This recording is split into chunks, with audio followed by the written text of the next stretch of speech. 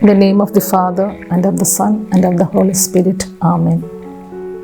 I welcome all to this program, Voice of Saints.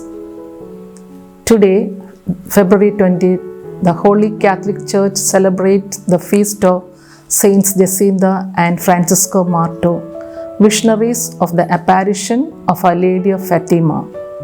Saints Jacinta and Francisco Marto between May 13 and October 13, 1917. Three Portuguese shepherd children from Aljustrel received apparitions of Our Lady at Covada area near Fatima, a city 110 miles north of Lisbon.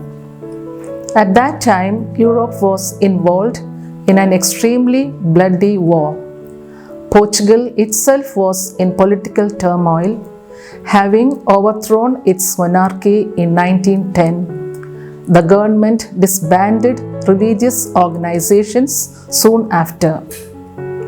At the first appearance, Mary asked the children to return to that spot on the 13th of each month for the next 6 months. She also asked them to learn to read and write and to pray the rosary to obtain peace for the world and the end of the war. They were to pray for sinners and for the conversion of Russia, which had recently overthrown Tsar Nicholas II and was soon to fall under communism. Up to 90,000 people gathered for Mary's final apparition on October 13, 1917. Less than 2 years later, Francisco died of influenza in his family home.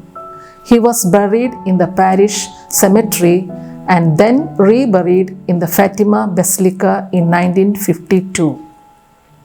Jacinta died of influenza in Lisbon in 1920, offering her suffering for the conversion of sinners, peace in the world, and the Holy Father. She was reburied in the Fatima Basilica in 1951.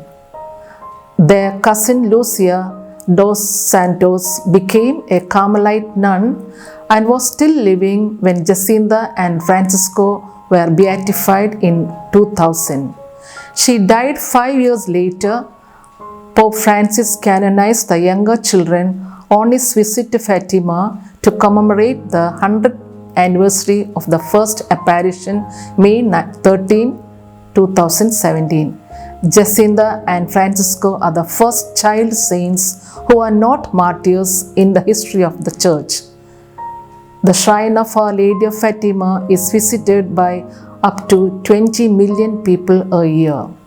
The Church is always very cautious about endorsing alleged apparitions, but it has seen benefits from people changing their lives because of the message of Our Lady of Fatima. Prayer for sinners, devotion to the Immaculate Heart of Mary, and praying the Rosary, all these reinforce the good news Jesus came to preach.